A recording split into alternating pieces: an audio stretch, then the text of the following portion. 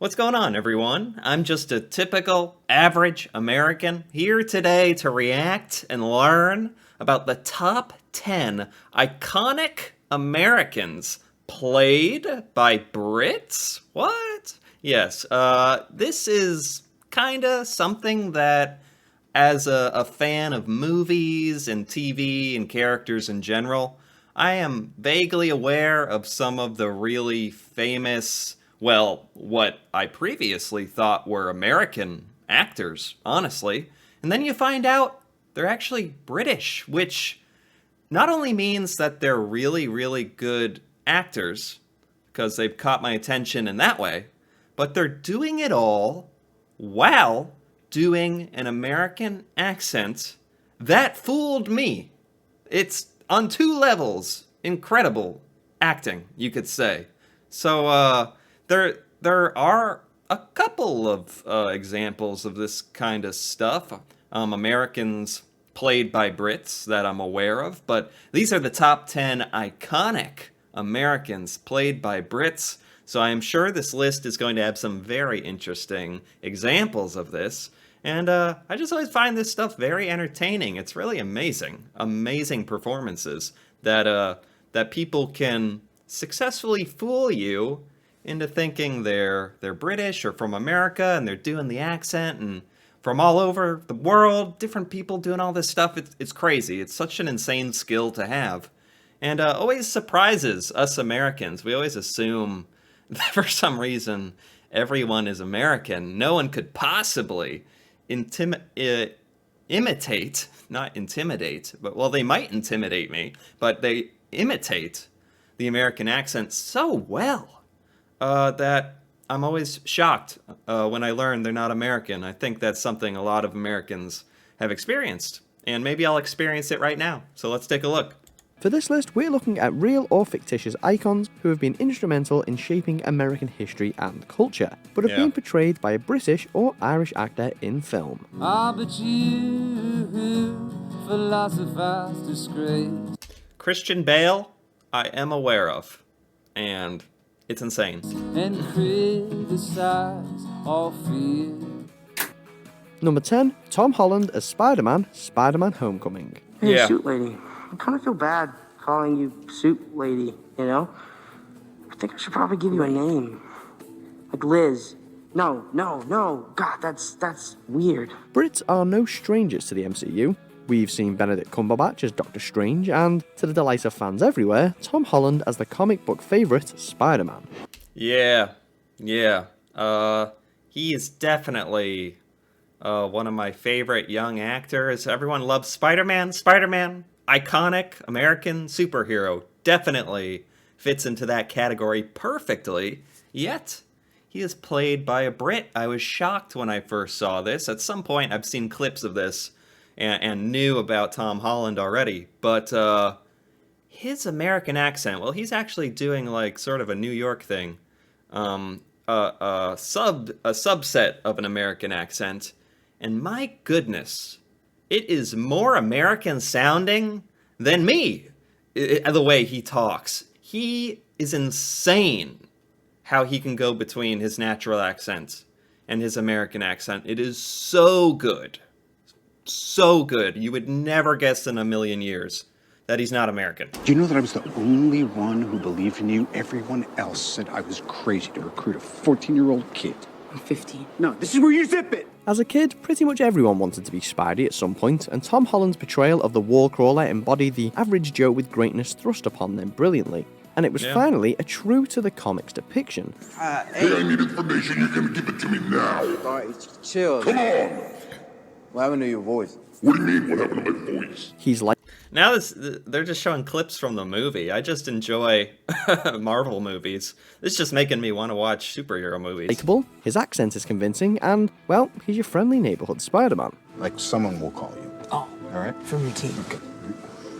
It's not a hug, I'm just grabbing the door for you. Number 9, Tom...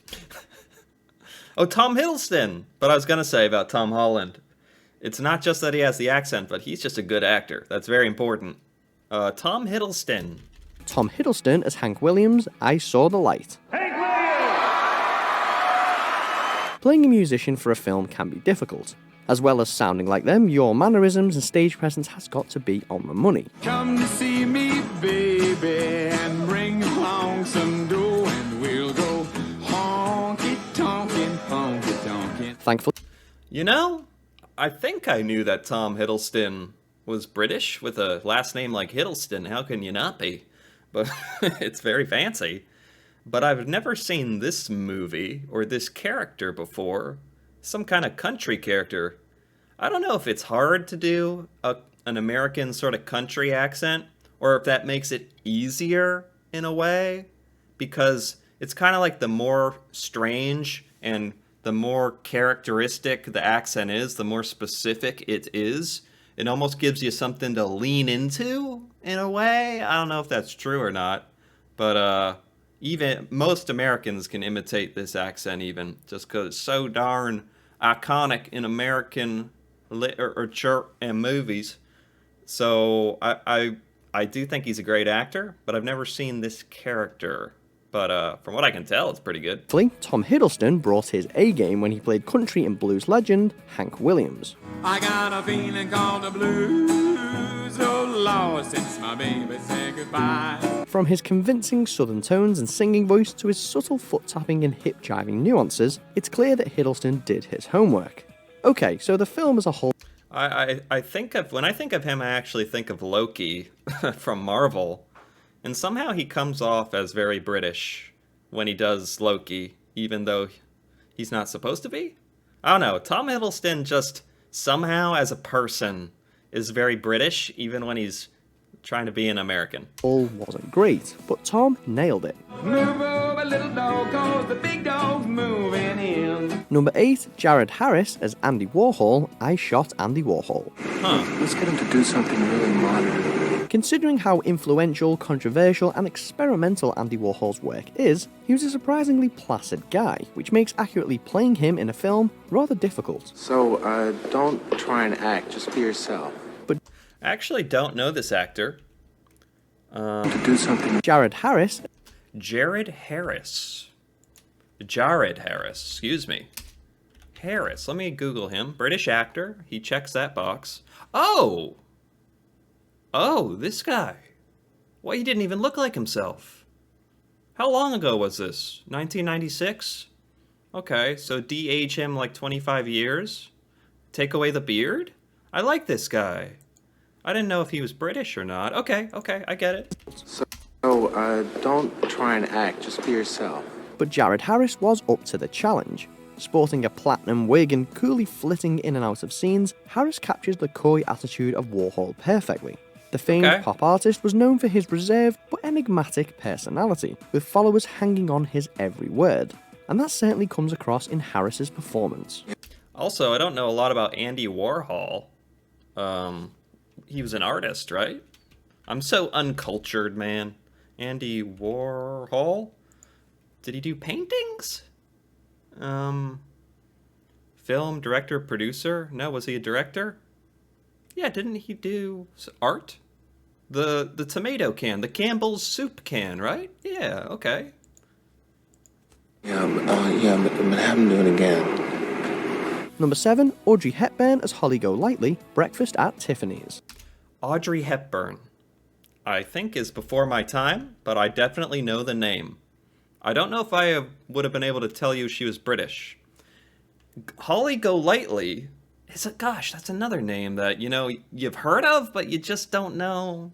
You never had a reason to learn what it was. So Holly Golightly is the iconic American, and Audrey Hepburn is playing this character. Okay.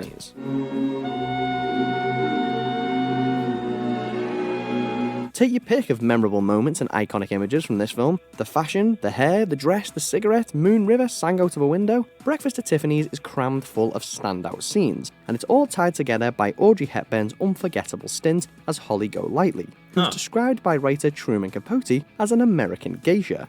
So she's just an all-American girl. That makes it even kind of more embarrassing that I don't know anything about this movie, but I think this movie is kind of old? Oh, goodness. The role will forever serve as a reference point for style and culture. I never could do that. Number 6, Sir Anthony Hopkins as Richard Nixon, Nixon. Oh, Anthony Hopkins. Fantastic actor, no doubt about it. I don't think I ever really appreciated the fact that he was British. Although I swear I've heard his name is Sir Anthony Hopkins. He's been knighted. Have I just never put 2 and 2 together? He's a fantastic actor, but again, I don't think I've seen him play Nixon. Could do that. Number 6, Sir Anthony Hopkins as Richard Nixon, Nixon. Vietnam, the Kennedys, cleared a path through the wilderness just for me. Certainly one of the more complex personalities to ever be US president, Nixon was known for being cynical and secretive. Anthony Hopkins' portrayal lies somewhere in between the real Nixon and the exaggerated character in the media. They were not lying with this list. These are iconic Americans. A lot of them are actually from history, not fictionals. Like playing Richard Nixon, an American president. We didn't even have an American do it. We had a Brit do it. But that's just a testament to how incredible Anthony Hopkins is, honestly. But some of these are actually surprising me. Giving us an insight into who he was and who people perceived him to be. CIA policy. The CIA has no policy except what I dictate to you. From his hunched body language to his unforgettable speeches, it's an honest take on the man, and one well deserving of Hopkins' Academy Award nomination. Number 5, Christian Bale as Batman, The Dark Knight Trilogy. Yep. This is the one most Americans probably know about, although I'm sure there's a lot of Americans that don't know Christian Bale is not American. A lot of Americans probably think he's really American. Because, especially with his performance in Batman, iconic superhero, iconic acting by him. What can you say? You wanted me. Here I am. No, we haven't forgot about Henry Cavill as Superman, but for the DC Universe, our vote goes to Christian Bale as Batman. Okay.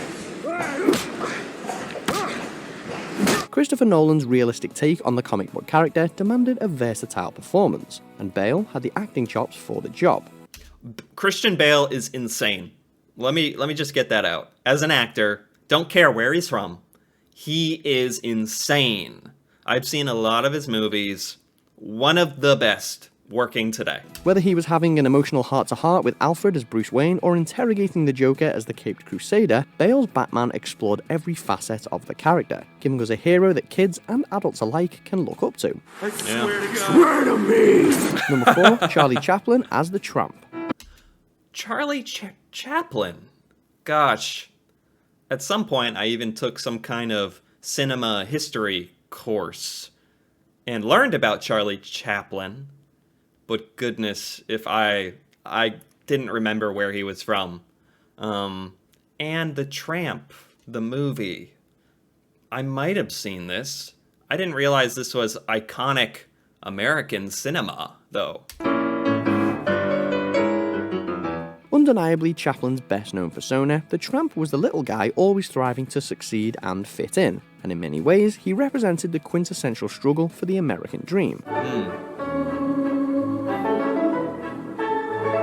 Chaplin intended for the character to be American, be relatable, and to provide social commentary on US culture, so much so that he refused to create a talkie film featuring the character, as he was afraid his strong British accent would ruin the illusion.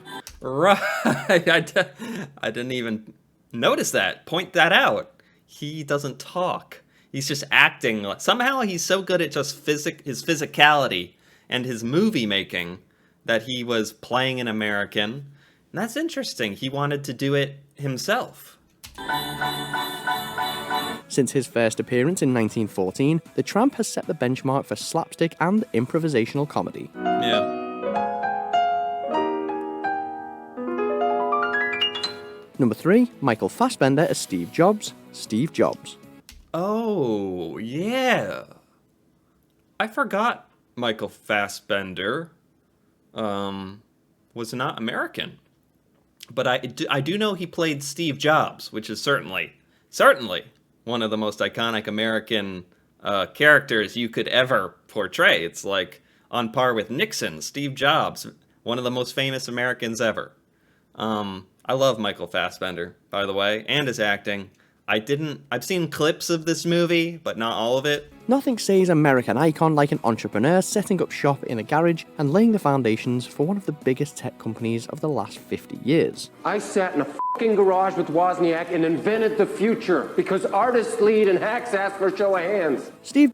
Yeah, I remember he really changed his voice to that kind of very high-pitched, reedy sounding American accent to sound like Steve Jobs. He's doing basically an impersonation of Steve Jobs' voice.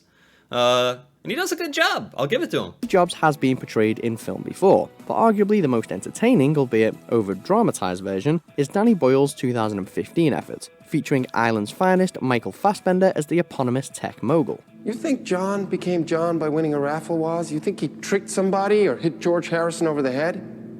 He was John because he was John. He was John because he wrote Ticket to Ride. And I wrote The Apple II. Everybody, I want to clear Nobody the auditorium. moves! A hunger for... Man, they really made this movie about iPhones really dramatic. I've not seen a lot of this. Greatness, determination, frustration, it's all there. The characteristics that got Jobs to the top. I killed a Newton because of the stylus. If you're holding a stylus, you can't use the other 5 that are attached to your wrist. Number 2, David Oyelowo as Martin Luther King Jr. Oh, I'm not familiar with this actor either, if this is a well-known British actor. And nor this movie. I don't watch a lot of historical type movies, to be honest. Selma. We're not asking, we're demanding. Give us the vote! Watch any speech by Luther King, and it's hard not to be enthused and inspired. And thankfully, British actor David Oyelowo was able to bring that kind of powerful delivery to the table. When the grapes of wrath are stored, he has loosed the fateful lightning of his terrible swift sword. King. Yeah, I mean, most Americans going through the education system here are exposed to a lot of Martin Luther King and a lot of his speeches. So I am familiar with how Martin Luther King Jr. talks, and his voice and his speech pattern is very distinctive. And he's doing a wonderful job of imitating that. King helped change American civil rights forever, and with each of the film's passionate outbursts, it's clear that Oyelowo understands that. We negotiate, we demonstrate, we resist. Yeah, I didn't hear an ounce of Brit in that. Along with a brilliant supporting cast, Oyelowo does an excellent job of accurately conveying the hardship of the era, which at times is difficult to watch, yet captivating all the same. For we shall be victorious in our quest. We shall cross the finish line hand in hand. Number 1, Daniel Day-Lewis as Abraham Lincoln, Lincoln. Euclid's first come. Oh, Daniel Day-Lewis is top tier. He is the best. I love him. I would have actually gone with Gangs of New York. If you've seen Gangs of New York, it's Daniel Day-Lewis in the most absurdly American role you could imagine. And he acts more like an American than any American who's ever Americaned. It is crazy good acting. He is probably the best. Common notion is this: things which are equal to the same thing are equal to each other. To another political hero, with the 16th President of the United States, Abraham Lincoln, claiming our top spot, as portrayed by the superb Daniel Day-Lewis. Okay, I gotta give it to him. He did do a fantastic job in this movie of changing his voice. He changes his voice for every movie he's in, basically. It's insane. It makes no sense. But he found this very interesting Abraham Lincoln way of talking, which is very unique and difficult. Very soft and ritty and gritty a little bit, but very quiet. It's very impressive, his range. Telling of Lincoln's struggle with the Civil War and the abolition of slavery, the 2012 film showcases one of Day-Lewis's most fascinating performances, conveying the calm and collected, yet courageously determined personality of the former president. Seward doesn't want me leaving big muddy footprints all over town. As is usually the case, Day-Lewis went all out with this one, playing the character on and off set, and even inventing a unique accent for the role.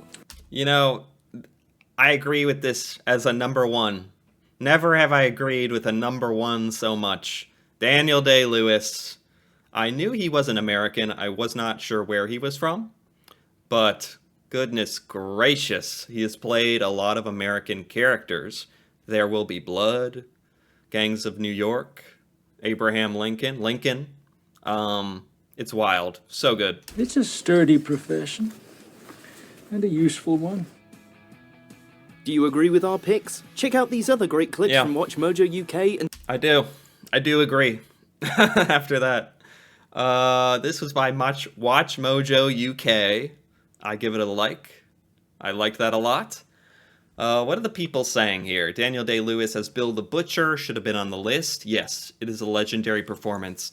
Cumberbatch is about to play Edison in the current war. Oh, really? Okay. He's very good as well. Very good at playing American characters, like Doctor Strange. Although I love Bale's Batman, I say Superman is more of an American icon. Probably Henry Cavill. Superman's more American than Batman. Well, I don't even know if that's true. Batman doesn't literally have red, white, and blue on him, but he's a bat running around Gotham City, which is some kind of fictional America. So, I don't know. I don't know. What else we got here? Loki, yeah. Tom Hiddleston. I liked a lot of people on this list. This was good. Iconic Americans. That's a very interesting take on this. Because you could make a list of just the best British actors who have played American roles. But these are roles that are very American. Roles you would expect an American to play.